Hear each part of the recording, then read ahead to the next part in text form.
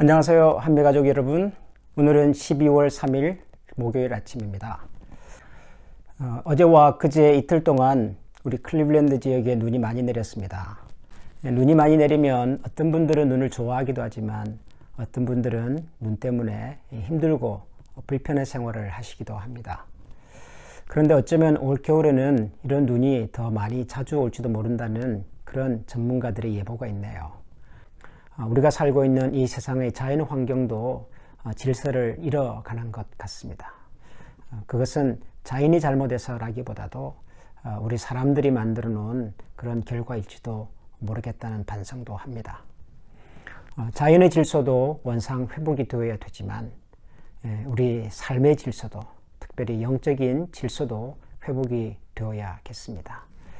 12월을 시작하면서 예수 그리스도의 오심을 또 기다리고 사모하면서 그분의 탄생의 기쁜 소식이 우리 내면의 질서를, 우리 삶의 질서를, 또 우리 영혼의 우선순위를 다시 확인하고 또 바로 잡아가는 그런 등불과도 같은 그런 좋은 기회가 될 수 있으면 좋겠습니다.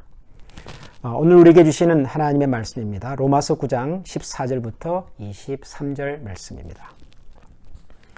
14절부터 18절까지를 제가 먼저 읽겠습니다. 그런즉 우리가 무슨 말을 하리요? 하나님께 불의가 있느냐? 그럴 수 없느니라. 모세에게 이르시되 내가 긍휼히 여길 자를 긍휼히 여기고 불쌍히 여길 자를 불쌍히 여기리라 하셨으니 그런즉 원하는 자로 말미암음도 아니요 다른 박질나는 자로 말미암음도 아니요 오직 긍휼히 여기시는 하나님으로 말미암음이니라.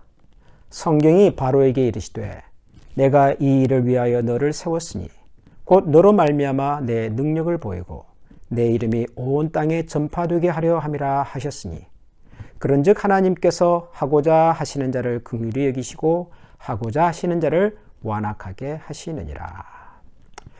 아멘. 오늘부터 묵상하는 이 로마서의 내용은 우리가 평소에 많이 들었고 또 많이 고민도 해보았던 그런 아주 중요한 주제를 다루고 있습니다. 바로 하나님의 선택이라고 하는 주제입니다.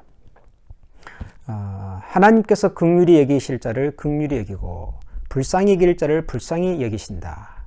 그런즉 원하는 자로 말미암음도 아니요 다른 박질하는 자로 말미암음도 아니요 오직 긍휼히 여기시는 하나님으로 말미암음이니라. 어떤 사람을 하나님께서 긍휼히 여기실지를 하나님께서 결정하신다, 그런 말이죠. 원하는 자로 말미암음도 아니요. 이 말은 원한다고 해서 되는 것도 아니고 또 그 다음에 다른 박질하는 자로 말미암음도 아니고 사람이 노력한다고 해서 되는 것도 아니고 그러니까 원해서 되는 것도 아니고 노력해서 되는 것도 아니고 우리가 긍휼히 여김을 혹시 받을 수 있다면 그것은 전적으로 오로지 하나님께서 결정하셨기 때문이다 라고 하는 것입니다. 우리가 원래 긍휼히 여김을 받을 만한 사람이 아니었지만 하나님께서 우리를 긍휼히 여기셔서 우리가 하나님을 알고 또 하나님을 섬길 수 있는 사람이 되었습니다. 이것은 우리가 원해서나 혹은 우리가 노력해서가 아니라 전적으로 하나님께서 베풀어 주신 그분의 선택이었고 결정이었다라는 얘기죠. 우리가 원해서도 아니고 우리가 노력해서도 아닌데 하나님께서 우리를 긍휼히 여기시기로 결정하셔서 우리가 하나님의 은혜와 긍휼히 여김을 받는 사람이 되었다라고 하는 이 말 속에는 사실 우리가 하나님의 마음으로 세상을 살아갈 때 가져야 할 굉장히 중요한 삶의 원리 하나를 우리에게 얘기하고 있습니다. 그것은 뭐냐면 우리도 세상을 살아가면서 우리도 우리 주변의 모든 사람들에 대해서 동일한 마음으로 긍휼히 여기면서 살아야 한다라는 말입니다. 19절부터 계속해서 읽어보면 혹 네가 내게 말하기를 그러면 하나님이 어찌하여 허물하시느냐 누가 그 뜻을 대적하느냐 하리니 이 사람아 네가 누구기에 감히 하나님께 반문하느냐 지음을 받은 물건이 지은 자에게 어찌 나를 이같이 만들었느냐 말하겠느냐 토기장이가 진흙 한 덩이로 하나는 귀히 쓸 그릇을 하나는 천이 쓸 그릇을 만들 고난이 없느냐 만일 하나님이 그의 진노를 보이시고 그의 능력을 알게 하고자 하사 멸하기로 준비된 진노의 그릇을 오래 참으심으로 관용하시고 또한 영광 받기로 예비하신 바 긍휼의 그릇에 대하여 그 영광의 풍성함을 알게 하고자 하셨을지라도 무슨 말을 하리요. 하나님의 선택이라고 하는 주제를 얘기할 때 항상 따라 나오는 질문이 바로 이 19절입니다. 혹 내가 내게 말하기를 그러면 하나님이 어찌하여 허물하시느냐 누가 그 뜻을 대적하느냐 하리니. 누군가가 이렇게 반문한다는 거죠. 뭐라고 반문해요? 그럼 하나님이 어찌하여 허물하시느냐. 한글말이 좀 애매하죠. 영어 번역을 보면 굉장히 클리어합니다. Why does God still blame us? 하나님이 왜 우리에게 책임을 묻냐 이 말이죠. 하나님이 선택해서 하나님이 결정을 해놓고 그 선택의 결과로 우리가 하나님의 긍휼함을 받지 못하고 살았는데, 다시 말하면 하나님을 안 믿고 살았는데 이런 말이죠. 그런데 왜 우리에게 그 책임을 돌리느냐, 왜 우리를 블레임하느냐, 하나님이 해놓고 그렇게 반문한다는 말입니다. For who resists his will? 아니 우리가 어떻게 하나님 뜻을 거역할 수가 있겠는가? 이게 지금 하나님에 대해서 대항하는 사람들이 아주 전형적으로 하는 질문이다 그런 뜻입니다. 이런 질문 하지요. 하나님이 결정했으니까 하나님이 책임을 지셔야지 왜 우리 보고 책임을 지라고 하십니까?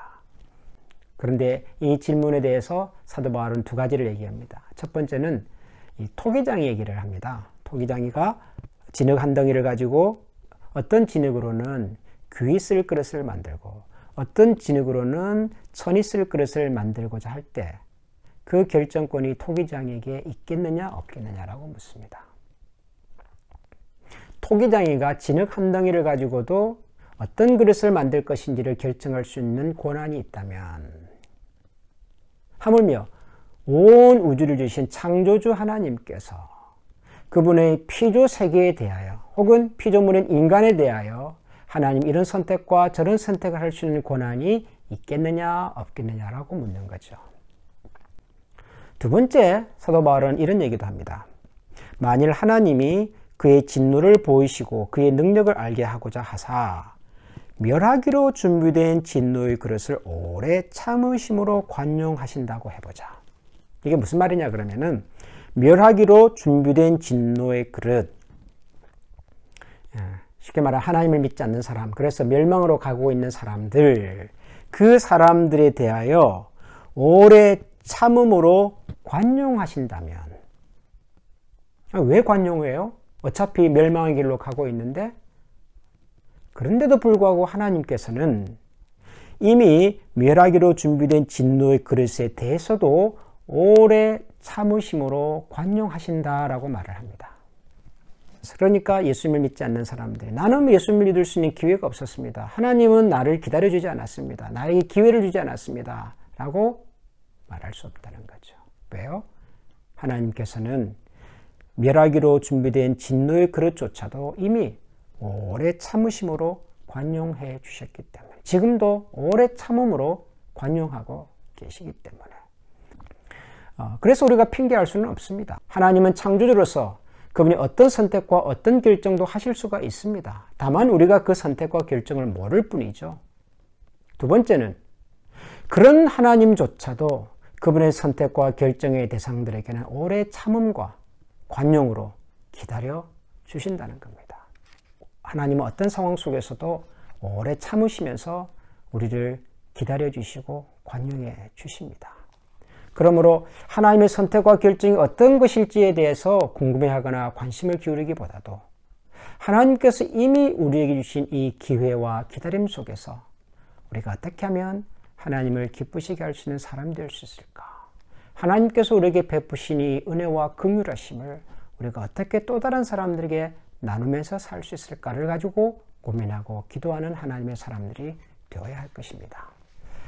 오늘 하루도 여러분 시작하시면서 하나님이 우리에게 베푸신 은혜와 관용과 그리고 긍휼하심의 마음으로 혹시 우리 주변에 그 은혜와 관용과 긍휼을 필요로 하는 사람이 없는지를 살펴보고, 우리가 직접 찾아가서 도움을 베풀 수 있다면 좋겠으나 혹시 그럴 수 없다면 그 영혼들을 위해서 같이 기도하고 하나님의 은혜와 사랑의 손길이 그분들에게도 함께 다가갈 수 있도록 같이 기도하는 하루가 되면 좋겠습니다. 기도하겠습니다. 하나님 아버지 감사합니다.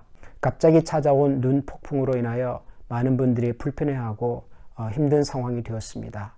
자연 질서가 무너져 가는 것 같고 그로 인하여 많은 사람들이 불편한 생활 속에 있습니다. 하나님 이렇게 고르지 못한 일기 가운데에서도 우리의 삶을 지켜주시고 하나님 그 속에서도 우리가 찾고 회복해야 될 우리 삶의 질서, 영혼의 질서를 함께 찾아갈 수 있는 시간이 되게 하여 주시옵소서.